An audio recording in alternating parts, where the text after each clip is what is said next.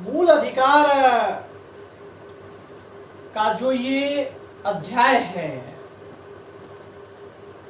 इसमें विगत कक्षा में हम लोगों ने इससे परिचित होने का एक जो खंड था उसको देखा था। अब फंडामेंटल राइट के इस अध्याय में जो मूल संदर्भ है वह है कि भाई इसकी विशेषता क्या है ना। इसके जो फीचर्स हैं, विशेषताएं कह लीजिए, वो क्या है।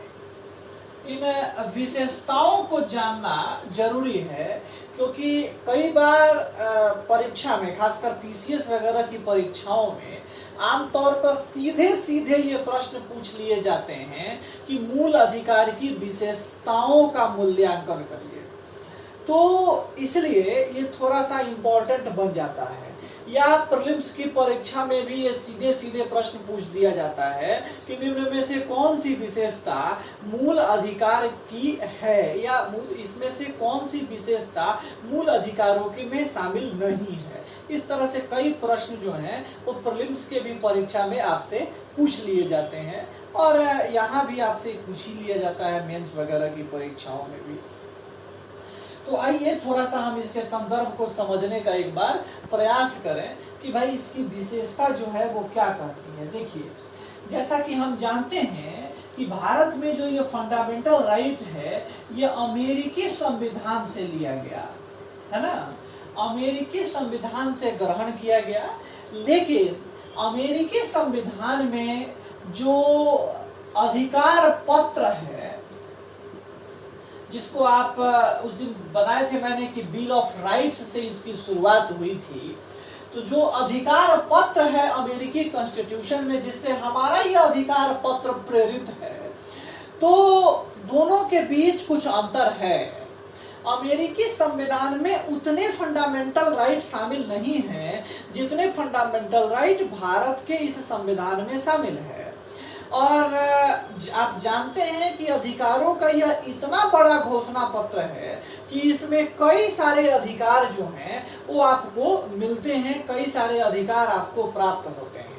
और एक सबसे बड़ी बात कि ये जो अधिकार हमको संविधान देता है, ये अधिकार राज्य के द्वारा, कानून के द्वारा पूरी तरह से हमारी सुरक्षा करते हैं। यानी राज्य या कानून या कोई उस तरह की अथॉरिटी जो है वह किसी भी परिस्थिति में हमारे इन अधिकारों का अपहरण नहीं कर सकती, कि हमारे इन अधिकारों को छीन नहीं सकती है। हाँ, कुछ अपवाद स्थितियां हैं, जैसे जब इमरजेंसी लग जाए तो उस स्थिति में कुछ एक्सेप्शन मौजूद है, लेकिन सामान्य स्थिति में कभी भी राज्य या उस तरह की कोई अथॉरिटी हमारे इन अधिकारों को छीन नहीं सकती है। तो ये राज्य के विरुद्ध हमको सुरक्षा प्रदान करते हैं, और इसीलिए कहा भी जाता है कि भाई ये जो फंडामेंटल राइट है ये राज्य के दृष्टिकोण में नकारात्मक है ना, राज्य के दृष्टिकोण में नकारात्मक है। यानी कहने का मतलब यह है कि इसमें यह कहा गया है कि राज्य को क्या नहीं करना है ना, राज्य क्या नहीं करेगा, इसमें इस बात की उपस्थिति ज्यादा है। ये कहना कि राज्य को क्या करना है, इसकी उपस्थिति नीति निर्देशक तत्व में मिलती है, लेकिन फंडामेंटल राइट में इस बात की अधिक चर्चा है कि भाई राज्य को क्या नहीं करना है ना। इसीलिए कहा जाता है कि राज्य के दृष्टिकोण में फंडामेंटल राइट की जो प्रकृति है, मूल अधिकारों की जो प्रकृति है, वह नकारात्मक है। तो इसी तरह से आइए कुछ हम इसकी विशेषताओं को समझने का प्रयत्न करते हैं, इसके विशेषताओं को जानते हैं। जैसे पहली विशेषता है इसकी, आप उसकी चर्चा कर सकते हैं कि भाई जो फंडामेंटल राइट है ये नागरिकों के साथ साथ विदेशियों को भी उपलब्ध है।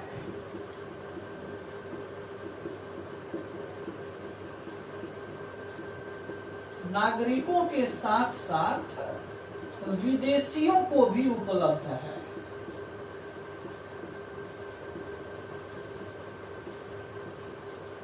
नागरिकों को तो उपलब्ध है ही है, विदेशियों को भी प्राप्त है। यानी जो बाहर के लोग आ रहे हैं उन्हें भी यह फंडामेंटल राइट जो है वह सुविधा प्रदान करता है। जैसे अनुच्छेद है, मैं क्लियर कर देता हूं, अनुच्छेद 15, 16, 19, 29 और 30 ये ऐसे अनुच्छेद हैं, ये ऐसे आर्टिकल्स हैं जिन आर्टिकल्स की व्यवस्था केवल नागरिकों के लिए है। यानी अनुच्छेद 15 में वर्णित प्रावधान, अनुच्छेद 16 में वर्णित प्रावधान, अनुच्छेद 19 में वर्णित प्रावधान, अनुच्छेद 29 और 30 में वर्णित प्रावधान जो है ये केवल नागरिकों के लिए हैं, इनमें विदेशियों को कोई जगह नहीं है। तो ये ध्यान रखिएगा कि अनुच्छेद 15, 16, 19, 29, 30 ये नागरिकों को प्राप्त अनन्य फंडामेंटल राइट है, अनन्य मूल अधिकार है जो विदेशियों को प्राप्त नहीं है।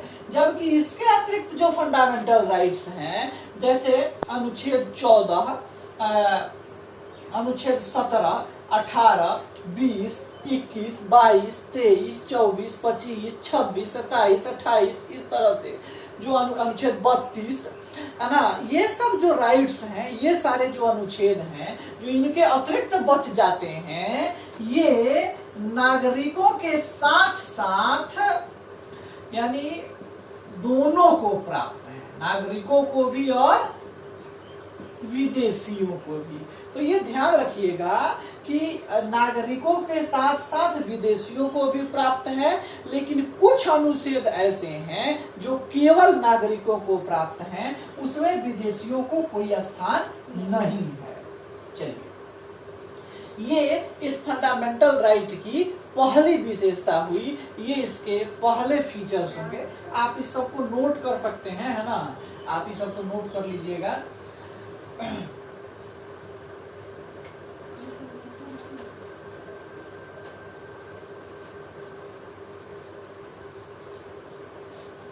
चलिए, एक दूसरी विशेषता की हम चर्चा कर सकते हैं कि जो ये फंडामेंटल राइट है यह असीमित नहीं है ना।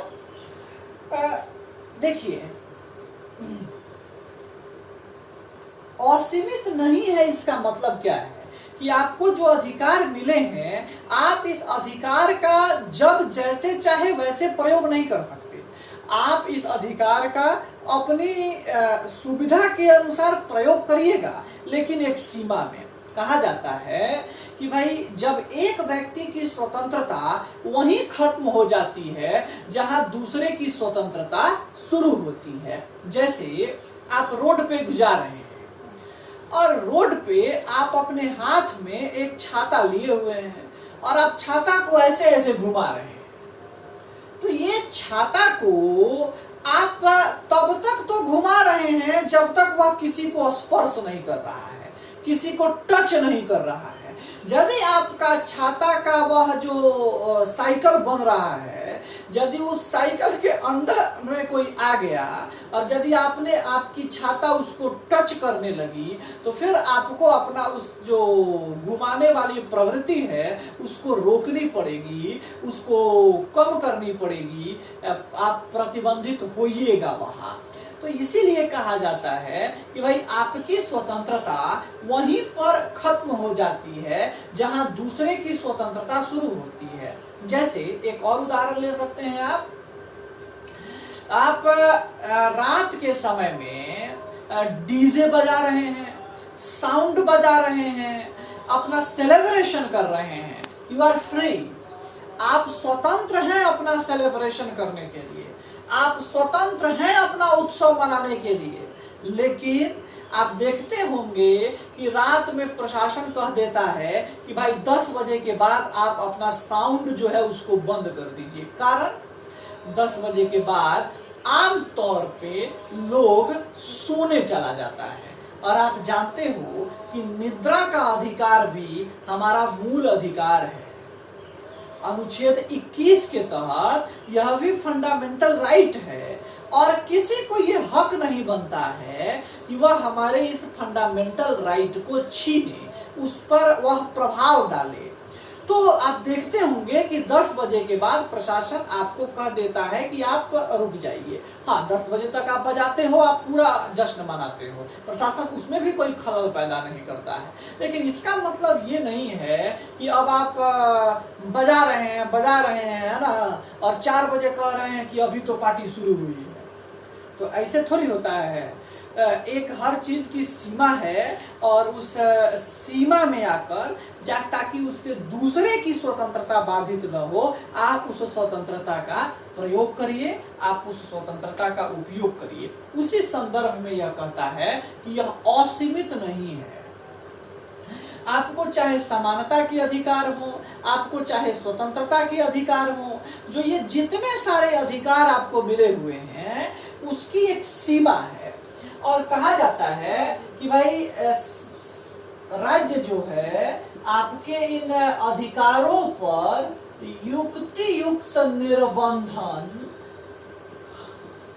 है ना, युक्ति युक्त निर्बंधन लगा सकता है। युक्ति युक्त निर्बंधन का मतलब एक साधारण अर्थ में अगर ढूंढा जाए तो युक्ति युक्त का मतलब है कि जिन आधारों पर आपकी स्वतंत्रता को, आपके अधिकारों को प्रतिबंधित किया जा रहा है, आपके अधिकारों को रोका जा रहा है, वह आधार उचित है अथवा नहीं। तो उचित आधार पर ही आपकी स्वतंत्रता को निर्बंधित किया जा सकता है, यानी उस पर रीजनेबल रिस्ट्रिक्शंस लगाए जा सकते हैं, और वह रीजनेबल रिस्ट्रिक्शंस जो है वह उचित होने चाहिए, है ना, तभी जाके आपकी स्वतंत्रता जो है वो रुकेगी, आपके अधिकार जो है वो रुकेंगे। तो युक्तियुक्त निर्बंधन लगाने का अधिकार ये सरकार को दिया गया है। तो दूसरी विशेषता हुई कि जो फंडामेंटल राइट है यह असीमित नहीं है, ठीक है। यानी ऐसा नहीं है कि आपको दे दिया गया वाक और अभिव्यक्ति की स्वतंत्रता, अब इसका मतलब अब जहां चलिए वहां गाली देना शुरू कर दीजिए, जिसको मन करिए उसी का उपाय करना शुरू कर दीजिए। तो ऐसा आप नहीं कर सकते। हाँ, आप बोल सकते हैं, आप अपनी भावनाओं को एक्सप्रेस कर सकते हैं, लेकिन तभी तक जब तक दूसरे व्यक्ति की स्वतंत्रता उससे बाधित नहीं हो रही है। चलिए, अब एक तीसरी विशेषता है इस फंडामेंटल राइट की कि भाई फंडामेंटल राइट कैसा है। तो फंडामेंटल राइट जो है वह वाद योग्य है ना, वाद योग्य है। वाद योग्य का क्या मतलब है कि भाई जो फंडामेंटल राइट है, जो मूल अधिकार है, वह आमतौर पे नागरिकों का अधिकार है, और उसको इसी रूप में संविधान में जगह दिया गया है कि भाई वे नागरिकों के सर्वांगीण विकास में सहायता करेगा, वे नागरिकों के सर्वांगीण उन्नति में सहायता करेगा, है ना। यदि ऐसा नहीं हो पाता है, यदि हम अधिकार नागरिकों तक नहीं पहुंचा पाएंगे, तो फिर हम नागरिकों में वह उन्नति नहीं देख पाएंगे, नागरिकों में वह प्रगति नहीं देख पाएंगे। इसलिए नागरिकों के व्यक्तित्व के समुचित निर्माण के लिए इन अधिकारों तक नागरिकों का पहुंच होना अति आवश्यक है। अब यहाँ ये संदर्भ बड़ा जरूरी है कि मान लीजिए कि कभी कोई सरकार है या कभी कोई राज्य है जो इन अधिकारों को देने से मना करे, इन अधिकारों को नागरिकों तक नहीं पहुंचाए। तो नागरिकों को यह अधिकार दिया गया है कि भाई यदि आपको लगता है कि आपके अधिकार आप तक नहीं पहुंच रहे हैं, उसका क्षय हो रहा है, तो आप उन अधिकारों को पाने के लिए, उन अधिकारों की प्राप्ति के लिए आप न्यायालय की शरण में जा सकते हैं। आप न्यायालय से इस बात का डिमांड कर सकते हैं, इस बात का मांग कर सकते हैं कि भाई हमें हमारे अधिकार नहीं मिल रहे हैं, ये अधिकार हमें मिलने चाहिए, है ना। और देखिए कई बार ऐसा हुआ भी है, और इसका सीधा सीधा आप प्रयोग देख सकते हैं। जैसे आप देखिएगा कि अनुच्छेद 21 का जब आप विस्तार पढ़ते हैं, अनुच्छेद 21 में प्राण और दैहिक स्वतंत्रता की बात कही गई है और अनुच्छेद 21 के ये अधिकार कई बार विस्तारित हुए हैं, कई बार उनका विस्तार हुआ है और उनके विस्तार को आप जब समझिएगा तो देखिए कई बार उसमें जैसे सबसे पहले मिला कि भाई गरिमा युक्त जीवन जीना ये जरूरी है, उसके बाद मिला कि भाई न्यूनतम मजदूरी भी एक व्यक्ति के लिए जरूरी है, स्वास्थ्य जरूरी है, स्वच्छ पेयजल जरूरी है ना, स्वच्छ पर्यावरण जरूरी है। इस तरह से कई शिक्षा भी इसमें देख सकते हो आप। तो इस तरह से कई महत्वपूर्ण चीजों को उसमें बाद के समयों में जोड़ा गया है, बाद के समयों में उसमें ऐड किया गया है। तो यह तभी हो पाया है जब नागरिकों को यह अधिकार मिला है कि भाई अपने उन अधिकारों की मांग के लिए वो न्यायालय जाएं और नागरिक हमेशा इन अधिकारों की मांग के लिए न्यायालय गए हैं और न्यायालय से उन्होंने गुहार लगाई है कि ये अधिकार हमें नहीं मिल रहे हैं।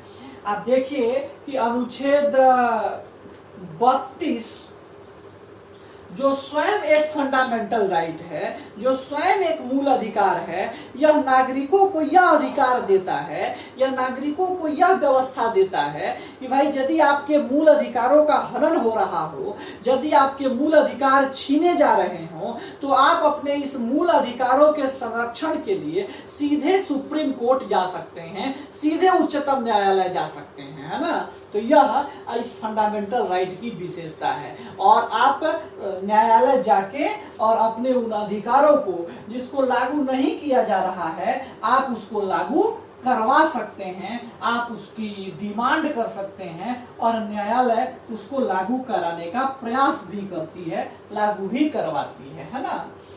तो ये फंडामेंटल राइट की विशेषता है कि यदि उसको सरकार के द्वारा प्रदान नहीं किया जा रहा है तो नागरिक न्यायालय से उसके लिए डिमांड कर सकते हैं, मांग सकते हैं, है ना। चलिए एक अगली विशेषता के बारे में बात कर लीजिए कि जैसे मैंने आपको अभी भी बताया था कि भाई मूल अधिकार जो है वो नागरिकों के उत्थान के लिए है, नागरिकों की प्रगति के लिए है ना। तो मूल अधिकार की यह भी एक विशेषता है कि भाई यह सर्वाधिक अधिक विस्तार पत्र है ना। कहने का मतलब है कि देखिए आप पूरे फंडामेंटल राइट को आप जब देखो तो देखिएगा कि अनुच्छेद 12 से लेके और 35 तक में एक भारी भरकम अधिकारों की सूची इसमें मौजूद है, इसमें उपलब्ध है। और इस प्रकार जो ये भारी भरकम अधिकारों की सूची उपलब्ध है ये नागरिकों को कई प्रकार के अधिकार जो हैं वो प्रदान कराते हैं, ये नागरिकों को कई प्रकार के राइट्स देते हैं जो नागरिकों के सर्वांगीण विकास के लिए जरूरी होता है, उनके ऑल अराउंड डेवलपमेंट, उनके चहुमुखी विकास के लिए उसकी आवश्यकता होती है। तो यह इसकी चर्चा कई बार भी हो चुकी है और चूंकि भाग 3 को इसी वजह से भारतीय संविधान का मैग्ना कार्टा कहा जाता है ना, ये सर्वाधिक अधिक विस्तार पत्र के कारण ही। अगर हम 5वीं विशेषता की बात कर लें तो मौलिक अधिकार या मूल अधिकार जो है वह व्यवहारिकता पर आधारित है, वह व्यवहारिकता पर आधारित है। देखिए इसमें सिद्धांतों की अपेक्षा व्यवहार पर ज्यादा जोर दिया गया है और उन व्यवहारों पर अधिक जोर दिया गया है जो समाज के लिए उपयोगी है, जो समाज के लिए जरूरी है, जिससे समाज निर्माण हो सकता है, जिससे हम समाज को एक संगठित वे में आगे बढ़ा सकते हैं। ऐसी अवधारणा को इसमें ज्यादा जगह दिया गया है। यानी कहिए आप कि भारत का जो संविधान के भाग 3 में जिन मूल अधिकारों की व्यवस्था है वो आदर्शवादी प्रारूप में कम, यथार्थवादी प्रारूप में ज्यादा है। और यह यथार्थवाद की विशेषता को लिए हुए है और इन विशेषताओं को आधार बनाकर यह समाज निर्माण का प्रयास कर रहा है। जैसे देखिए, उदाहरण लेते हैं, जैसे आप देखिए अनुच्छेद 14 से लेकर और अनुच्छेद 18 तक में समानता के अधिकार की बात कही गई है। समानता के अधिकार की बात क्यों कही गई? क्योंकि भारतीय समाज की इस यथार्थ को उन समय के संविधान निर्माताओं ने स्वीकार किया कि भारतीय समाज में एक असमानता मौजूद है, एक इनइक्वालिटी मौजूद है। उस इनइक्वालिटी को दूर करने के लिए, उस असमानता को दूर करने के लिए समानता की जरूरत थी, समानता की आवश्यकता थी और उसको स्थान दिया गया, उसको जगह दिया गया। और इससे यह प्रावधान इसमें बनाया गया, जैसे 14 में विधि के समक्ष सबको समानता की बात कही गई, 15 में सार्वजनिक स्थानों पर जो भेदभाव थे उसको खत्म करने की बात कही गई, 16 में नौकरियों में जो भेदभाव थे उसको खत्म करने की बात कही गई, 17 में जो समाज में छुआछूत की अवधारणा थी, जो जातियों पर तय होता था, उसको समाप्त करने की बात कही गई, 18 में उपाधियों को समाप्त करके और समानता लाने का प्रयास किया गया। ये जितने अनुच्छेद जो बने, ये कहीं ना कहीं समाज में उस तबकों को, जो समाज का वंचित तबका था, जो समाज के विकास की मुख्य धारा से नहीं जुड़ा हुआ था, उस वंचित तबके को मुख्य धारा में लाने की कोशिश की गई। उस वंचित तबके को वह अधिकार दिया गया, उनको वह समानता उपलब्ध कराई गई, जिसमें वे समाज के अन्य लोगों के साथ, जिसमें वे समाज के अन्य वर्ग के साथ समानता की स्थापना करें, समाज के अन्य वर्ग के साथ समन्वय करें, समाज के अन्य वर्ग के साथ कदम ताल करें और वे सब एक दूसरे के साथ स्वस्थ प्रतिस्पर्धा करें और उस स्वस्थ प्रतिस्पर्धा में उनका निर्माण हो, है ना। वे उस भारतीय समाज के एक निर्माण के अंग के रूप में स्थापित हों, जिससे कि एक सुगठित भारतीय समाज का, एक स्वतंत्र और एक स्वच्छंद भारतीय समाज का निर्माण हो सके। तो इसलिए इसमें व्यवहारिक चीजों को ज्यादा जगह दिया गया और सैद्धांतिक चीजों की थोड़ी सी इसमें कमी दिखाई पड़ती है। कुल मिला के यह आदर्शवादी कम, यथार्थवादी ज्यादा है। इस प्रकार ये सारी विशेषताएं जो है वो भारतीय संविधान की मूल विशेषताएं हैं। ये भारतीय संविधान के मुख्य पक्ष हैं जो भारत के संविधान में फंडामेंटल राइट को महत्वपूर्ण स्थान प्रदान कराते हैं और उनको एक इस रूप में स्थापित करते हैं। ये सारी विशेषता कि फंडामेंटल राइट नागरिकों के विकास में योगदान करे, नागरिक चूंकि नागरिकों से मिलकर समाज का निर्माण होता है तो समाज निर्माण में भागीदार बने और अंततः राष्ट्र निर्माण में जो नागरिक हैं उनको एक जिम्मेदारी वाली नागरिकता प्रदान करते हुए, एक जिम्मेदारी का एहसास कराते हुए उनके योगदान को सुनिश्चित करें जो राष्ट्र निर्माण में उनके लिए वांछित है, उनके लिए जरूरी है। कुल मिला के यह न केवल एक स्तर पे बल्कि हर स्तर पे स्टेप बाय स्टेप यह भारतीय लोकतंत्र के सुदृढ़ीकरण के लिए कार्य करता है, भारतीय लोकतंत्र के मजबूती के लिए कार्य करता है। और एक बात और इसमें भी आप कर सकते हो कि भाई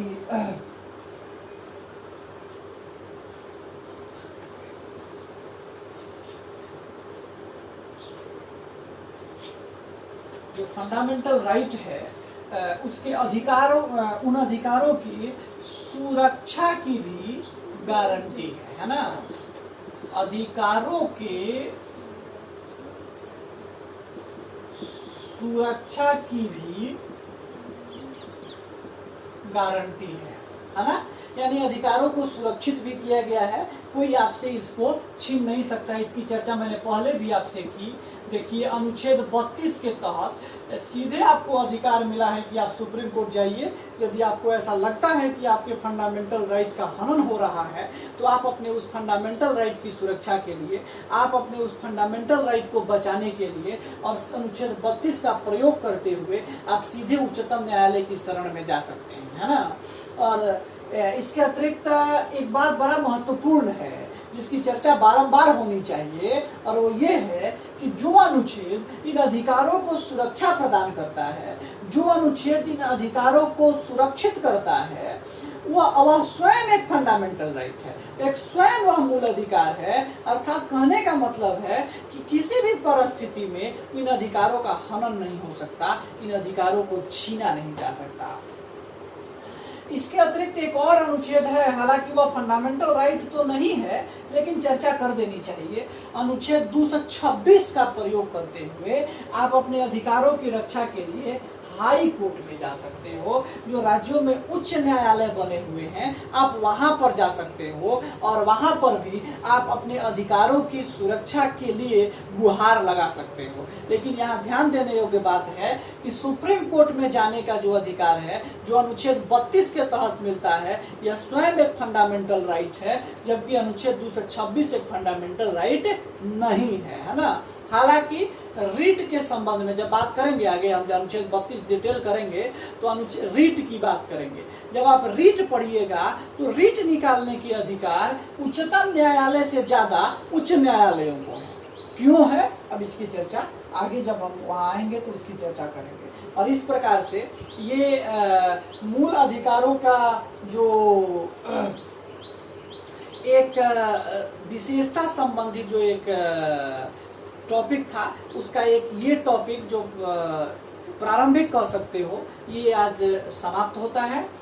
विशेषता का एक टॉपिक और लेना पड़ेगा, क्योंकि यह एक क्लास में खत्म होने वाला नहीं है ना। और फंडामेंटल राइट चूंकि बड़ा है, इसलिए मैंने पहले भी बोला है कि इसमें समय थोड़ा ज़्यादा लगेगा, लेकिन आराम से धीरे धीरे इसको पूरा कर लेंगे। चलिए, आज के विशेषता वाले टॉपिक में इतना ही। बाकी की जो क्लासेस होगी वो अगले क्लास में आपको मिल जाएगी। आज के लिए इतना ही। Thank you.